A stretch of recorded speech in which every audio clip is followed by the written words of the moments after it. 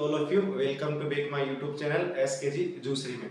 देखो, आज की इस वीडियो में क्लास 10th के ज्योग्राफी का जो थर्ड लेसन है जल संसाधन वाला, उसके बारे में आज हम अध्ययन करेंगे। यानी वाटर रिसोर्स के बारे में आज भी अध्ययन करेंगे, एक एक उसके नोट्स वाइज लिखते जाएंगे। देखो, हम सबसे पहले बात करते हैं जल संसाधन की। जल संसाधन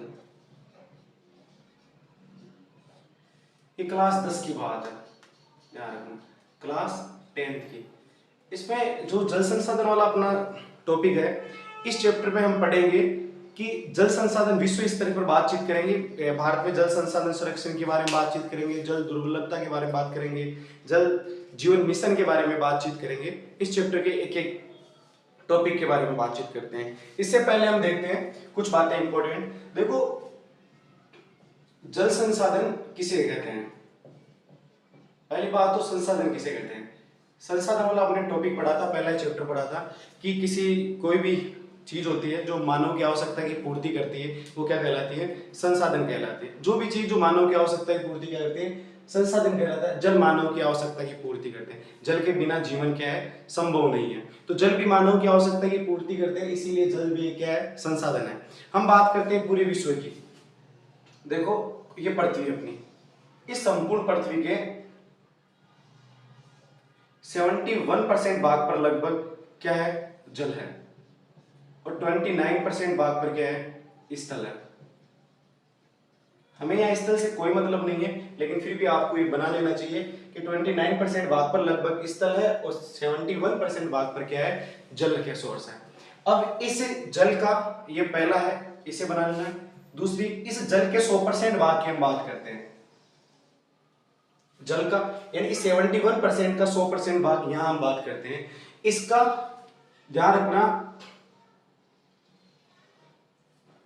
97.5% भाग पर जो जल है ये लवणीय है। ध्यान रखना, हम सेकंड की बात कर रहे हैं, यानी इस 71 का 100% भाग 97.5% भाग पर जो जल है ना, वो कैसा है? लवणीय, यानी समुद्रों का खारा पानी है। और 2.5% भाग पर जो जल है वो अलवणीय जल है।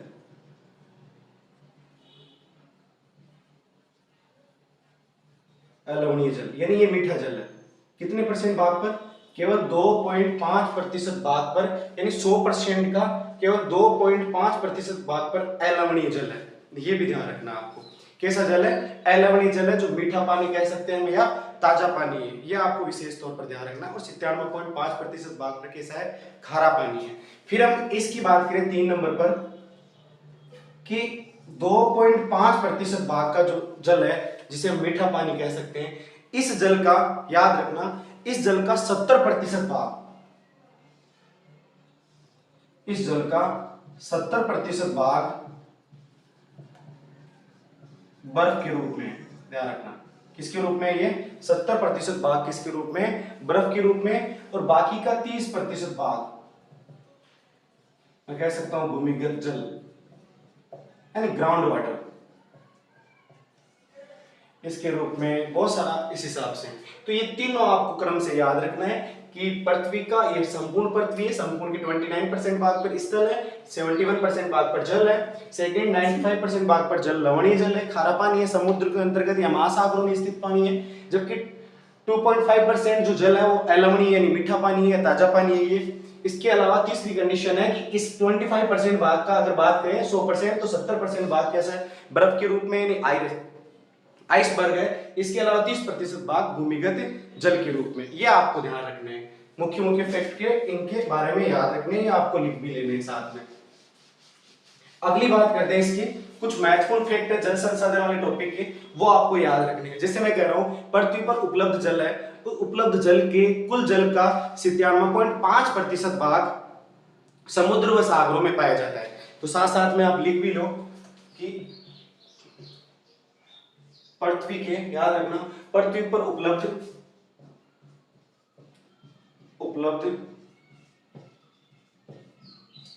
कुल जल का, ध्यान रखना, पृथ्वी पर उपलब्ध कुल जल का 97.5% जल समुद्र व यानी सागर व महासागरों में, सागर व महासागरों में पाया जाता है।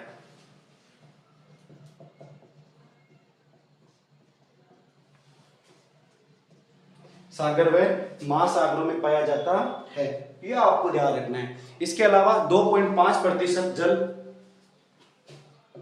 2.5% जल अलवणीय जल है, अलवणीय जल है, यानी ताजा पानी है, ये भी आपको ध्यान रखना है साथ साथ में। इसके अलावा 2.5% जो जल है उसका 70%, 2.5% जल का 70% भाग बर्फ या हिम के रूप में है, जबकि 30% जल भूमिगत, 30% जल भूमिगत जल के रूप में है, भूमिगत जल के रूप में है। यह बात आपको याद रखनी है। नेक्स्ट पॉइंट ये भी याद रखना है। इसके अलावा हम बात करें प्रति व्यक्ति, याद रखना प्रति व्यक्ति प्रति वर्ष जल की उपलब्धता, प्रति व्यक्ति प्रति वर्ष जल की उपलब्धता, प्रति व्यक्ति प्रति वर्ष जल की उपलब्धता, जल की उपलब्धता के मामले में भारत, जल की उपलब्धता के मामले में भारत विश्व में, भारत विश्व में 133वें स्थान पर, ध्यान रखना 133वें स्थान पर है, स्थान पर है। कहना क्या चाहता है, प्रति व्यक्ति प्रति वर्ष जल की उपलब्धता के मामले में भारत क्या है, विश्व में 133वें स्थान पर है। यानी भारत की स्थिति विश्व में क्रिटिकल है एकदम, यानी बहुत ही घटिया स्थिति में भारत की, ध्यान रखना।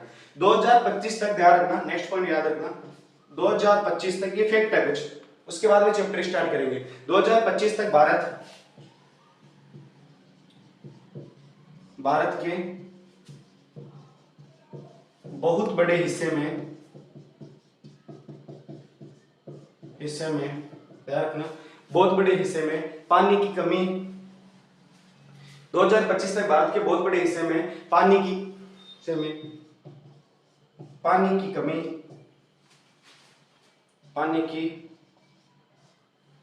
की कमी वाले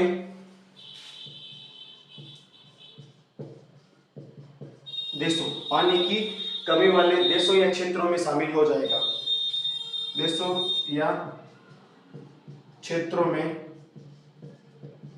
शामिल हो जाएगा।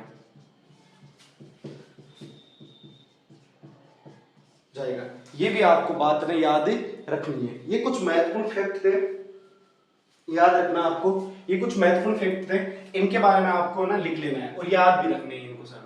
अब इस चैप्टर के बारे में स्टार्ट करते हैं, इसके टॉपिक के बारे में, जो इसका सबसे पहला टॉपिक है उसके देखो।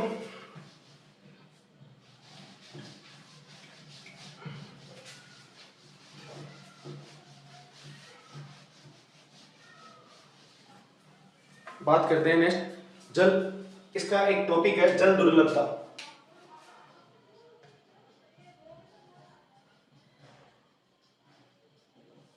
यहां से इस चैप्टर की शुरुआत करते हैं। देखो क्या होता है जल दुर्लभता, इसका अर्थ होता है जल की कमी होना। इसका अर्थ क्या होता है, साथ साथ में आपको लिख लेना है। अर्थ होता है जल की कमी होना, ये इसका अर्थ है। अर्थ क्या है, जल की कमी होना। किसका अर्थ है, जल दुर्लभता का अर्थ होता है क्या, आता है जल की कमी होना। अब देखो जल दुर्लभता का अर्थ जल की कमी है, तो इसके कोई रीजंस हो सकते हैं। इसके क्या होंगे कारण, कारण क्या है जल दुर्लभता के,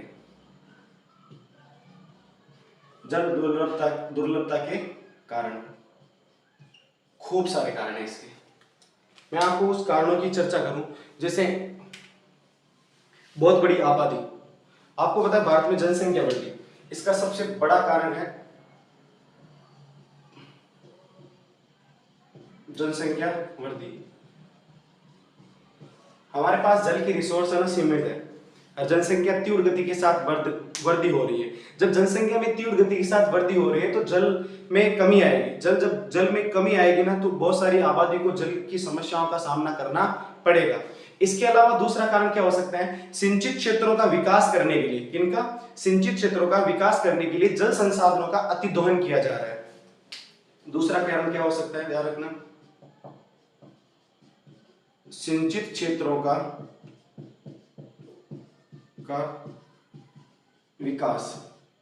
कौन से क्षेत्रों का, सिंचित, जो पहले से बंजर भूमि थी, या हम कह सकते हैं ऐसा क्षेत्र जहां पर आसानी से उपलब्ध नहीं हो पा रहा था, यानी ऐसी भूमि, सॉरी यहां ध्यान रखना, सिंचित क्षेत्रों का मतलब होता है कि जहां पर बंजर भूमि है वहां पर सिंचाई के साधन उपलब्ध करा दिए। उनका विकास करने के लिए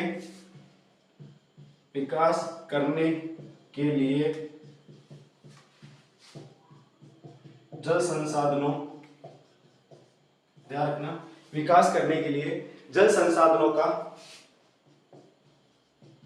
अत्यधिक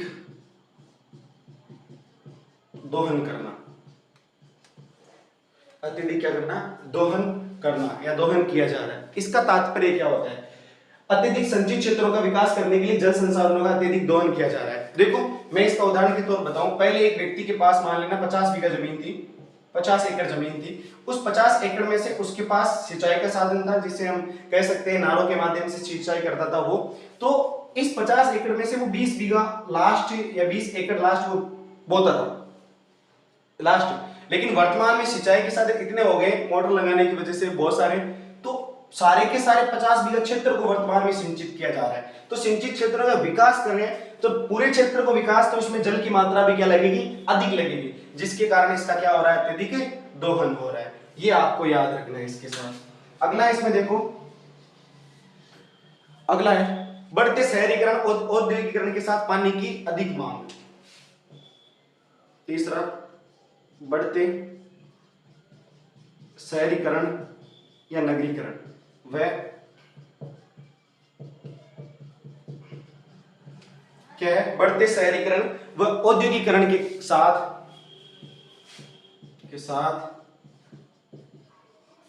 पानी की मांग बढ़ना।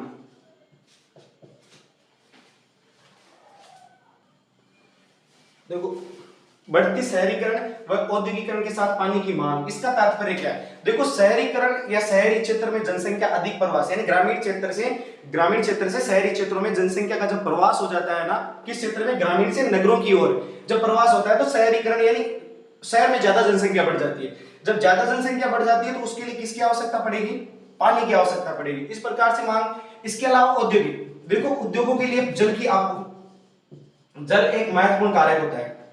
जल के बिना उद्योगों का विकास नहीं हो पाता है, क्योंकि जब जल है, आप देखो जितने भी औद्योगिक क्षेत्र है, जैसे मैं बताऊं आपको इसको हो गया राउरकेला, भिलाई, बहुत सारे ऐसे क्षेत्र है जो जल के किनारे स्थित है, क्योंकि औद्योगिक क्षेत्रों किसकी, पानी की बहुत अधिक आवश्यकता पड़ती है उद्योगों का विकास करने के लिए या औद्योगिक क्षेत्र को सफल बनाने के लिए। तो उद्योग लगाने पर और शहरीकरण होने पर किसकी मांग बढ़ती है, जल की मांग बढ़ती है। तो जल की मांग बढ़ती है तो उसकी वजह से भी क्या आ जाती है, कमी आ जाती है। देखो अगली बात करते हैं, 3 कारक हो गए, साथ साथ में इन कारकों को लिख लेना, बहुत इंपॉर्टेंट क्वेश्चन है, यहां से आने की संभावना बहुत बन रही है। अगला कारण है क्या है, विभिन्न सामाजिक समूहों के बीच पानी की असमान पहुंच। विभिन्न सामाजिक समूह के बीच, विभिन्न सामाजिक समूहों के बीच जल की असमान पहुंच, यानी अलग अलग सामाजिक, बहुत सारे ऐसे क्षेत्र हैं जिनको पास जल की मात्रा या जल की उपलब्धता बहुत अधिक है, कुछ ऐसे भी क्षेत्र है, कुछ ऐसी बस्तियां भी है, कुछ ऐसे लोग हैं जिनके पास जल आसानी से पहुंच नहीं पाता है, तो ये भी एक बहुत बड़ा कारण है। इसके अलावा नेक्स्ट है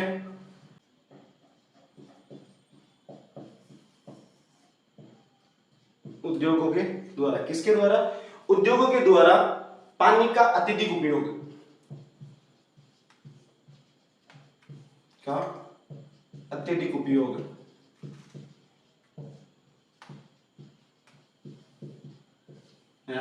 उद्योगों द्वारा पानी का अत्यधिक उपयोग। ये भी आप, बहुत सारे उद्योग होते हैं जिसमें पानी की मांग बहुत ज्यादा, वहां पर पानी की खपत भी बहुत ज्यादा होती है।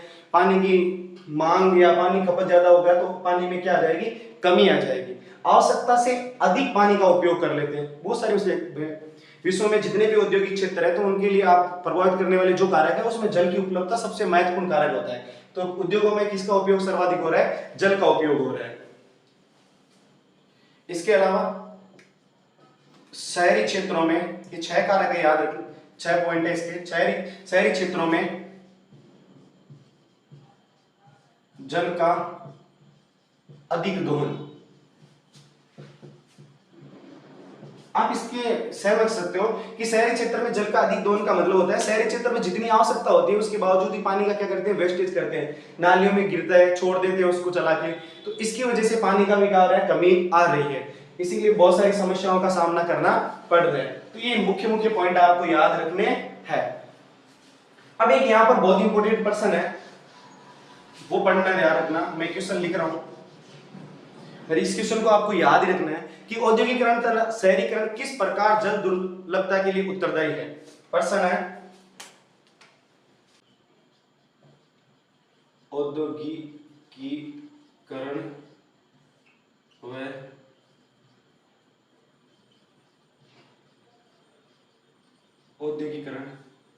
व शहरीकरण किस प्रकार जल दुर्लभता के लिए, किस प्रकार जल दुर्लभता के लिए उत्तरदायी है।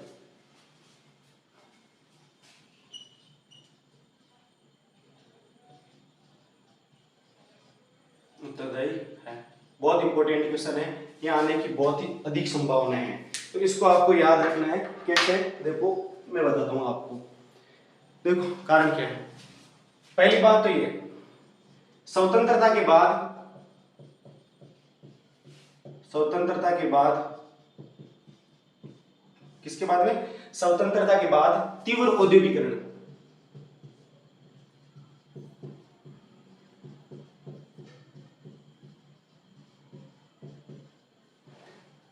तीव्र औद्योगिकरण, पहला बिंदु तो मोस्ट इंपोर्टेंट ही है। इसके बाद उद्योगों की बढ़ती संख्या के कारण अलवणीय जल का अत्यधिक उपभोग,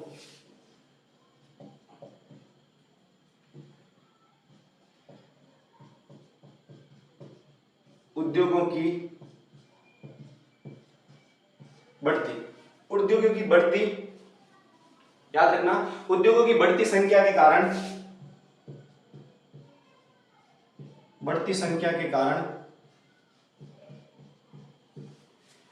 अलवणीय जल का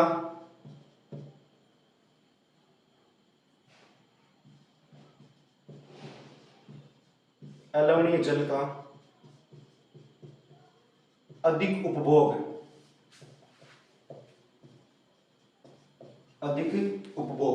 ये भी आपको याद रखना, ध्यान रखना, अलवणीय जल का अत्यधिक क्या हो रहा है, उपभोग हो रहा है। दूसरा ये हो गया। तीसरा यहाँ पर महत्वपूर्ण बिंदु है, ध्यान रखना कि जनसंख्या वृद्धि, तीसरा क्या हो जाएगा, जनसंख्या वृद्धि के कारण जल दुर्लभता में कमी आई है, ध्यान रखना। इसके बाद स्वतंत्रता के बाद तीव्र औद्योगिकरण हुआ, आपको पता है पहली पंचवर्षीय योजना में कृषि को प्राथमिकता दी थी, दूसरी पंचवर्षीय योजना में उद्योगों को बढ़ावा दिया, नदियों के किनारे या जल के स्रोत के किनारे उद्योगों का क्या किया गया था, विकास किया गया था, तब कमी आ गई। उद्योगों की बढ़ती संख्या के कारण अलवणीय जल का भी अधिक उपयोग होने लग गया। अब एक जनसंख्या वृद्धि, ये तो आपको मैंने पहले ही बता दिया था।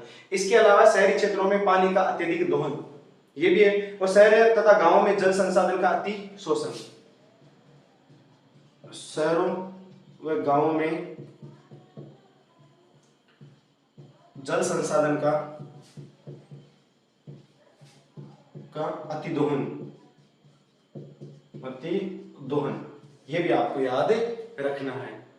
तो ये चारों बहुत इंपॉर्टेंट है, यहाँ से पर्सन आने की, ये पर्सन आने की बहुत अधिक संभावना है, तो आप इस पर्सन को है ना अच्छी तरीके से याद रख लेना।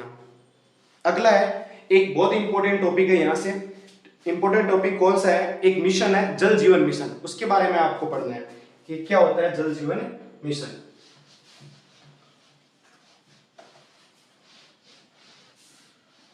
देखो जल जीवन मिशन की बात करें, ये भारत सरकार द्वारा चलाई गई एक परियोजना है। किसके द्वारा चलाई गई है?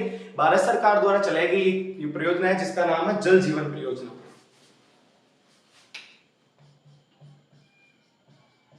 जल जीवन परियोजना बहुत इंपॉर्टेंट है ये। संचालन ध्यान रखना, कौन संचालन कर रहे हैं? भारत सरकार, इसका संचालन कर रहे हैं भारत सरकार। अब देखो इसका मुख्य उद्देश्य इसके तहत ग्रामीण क्षेत्रों में रहने वाले जितने भी लोग हैं, किस क्षेत्र में? ग्रामीण क्षेत्र में रहने वाले लोगों के जीवन की गुणवत्ता में सुधार लाने के, ग्रामीण क्षेत्रों में रहने वाले लोगों की जीवन की गुणवत्ता में सुधार करने के लिए या लाने के लिए विशेष रूप से जीवन यापन को आसान बनाने को सर्वोच्च प्राथमिकता दी है। देखो प्राथमिकता किसको दी है?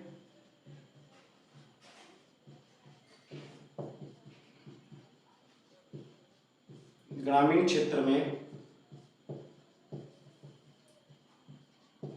रहने वाले, याद रखना, इसके तहत ग्रामीण क्षेत्रों में रहने वाले लोगों के जीवन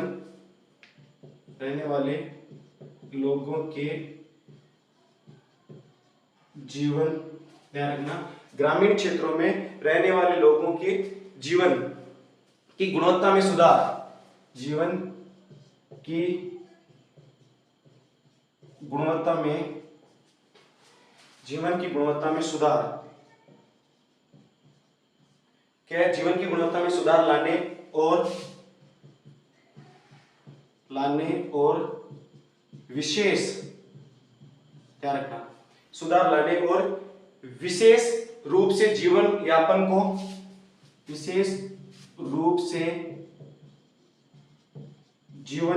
को आसान बनाना, विशेष रूप से जीवन यापन को आसान बनाने को बनाना, ये इसकी पहली प्राथमिकता है। अब इसके लक्ष्य की बात करें कि लक्ष्य क्या है इसका? लक्ष्य क्या है? लक्ष्य है प्रत्येक ग्रामीण परिवार को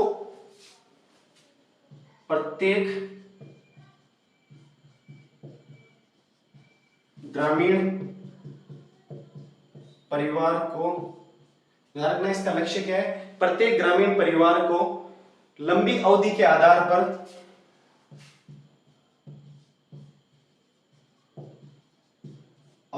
समय के आधार पर प्रत्येक ग्रामीण परिवार की लंबी अवधि के आधार पर नियंत्रित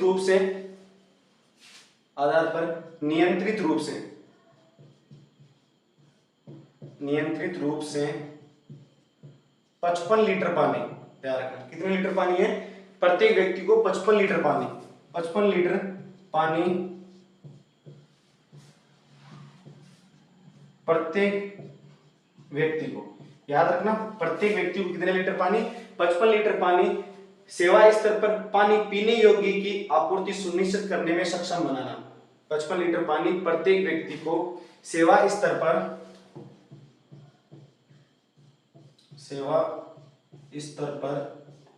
ध्यान रखना, सेवा स्तर पर पानी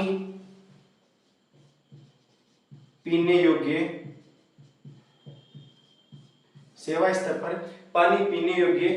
की आपूर्ति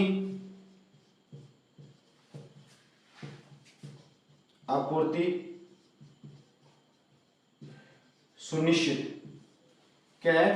पानी पीने योग्य की आपूर्ति सुनिश्चित करने में सक्षम बनाना। सक्षम बनाना। देखो, जल जीवन मिशन संचालन भारत सरकार के लिए प्राथमिकता ग्रामीण क्षेत्र में रहने वाले लोगों की गुणवत्ता में सुधार लाने और विशेष रूप से जीवन यापन को क्या बनाना, आसान। इसका लक्ष्य क्या है कि प्रत्येक ग्रामीण परिवार को एक लंबी अवधि के आधार पर नियंत्रित रूप से कितने लीटर पानी की बात करें, 55 लीटर पानी प्रत्येक व्यक्ति को सेवा स्तर पर पानी पीने योग्य की आपूर्ति सुनिश्चित कराने में क्या बनाना, सक्षम बनाना है। तो ये ध्यान रखना। तो आज की वीडियो में इतना ही है, नेक्स्ट अगले वीडियो में अपलोड कर देंगे। जय हिंद।